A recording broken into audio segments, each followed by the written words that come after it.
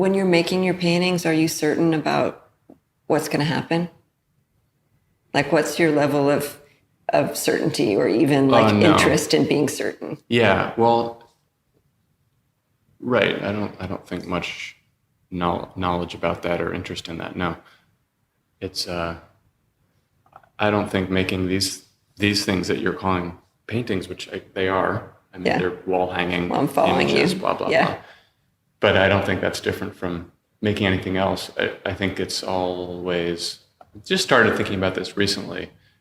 Maybe kind of like hitting middle age and wondering, wait, what am I doing? What is this? What am I doing? Maybe I'm not doing anything. That'd be scary.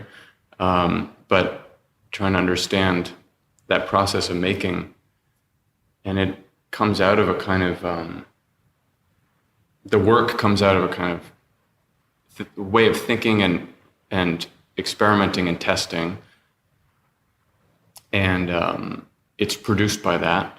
Mm-hmm. And it's not about making the thing that is the one thing. And I think you can make a painting. It seems like some people make paintings that way, and that has a certain clarity to it. I admire that.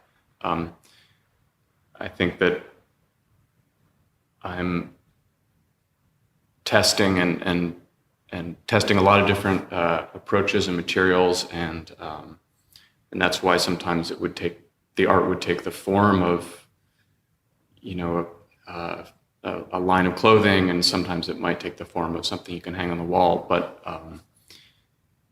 it just starts out as testing materials and ideas, and so no, I don't know where it's going. So are you attached to what happens? You mean once it's done, or? And the process too, so, because that's one of the things I've been thinking about, is this idea of like kind of being open, right? And all these things for me are sort of circling around back to that. And Yeah. so this idea of being attached to the process, or being attached to the outcome, or attached to anything. And No, I think like non-attachment, absolutely. And also defocused thinking, defocused mind. I was just having to kind of explain almost apologetically to some people who work with me in the studio that I often am kind of drifting around doing a lot of different things, and it doesn't look like I'm doing much of anything. And I had realized just over the course of the summer and the fall, that's where I'm doing a lot of thinking. Something will suddenly come out of that. I'm picking up material and cutting it up, and then I just walk over and do a sketch, or then I'm just kind of on the internet, and then I'm reading something, and it's pretty distracted, or distracted looking. It is distracted. It's kind of a defocused way of working and thinking, but I don't want to be interrupted, because then it all falls apart.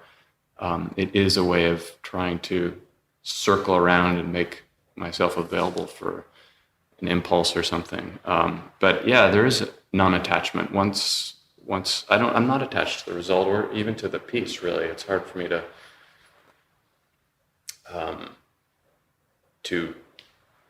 hold on to these things very tightly.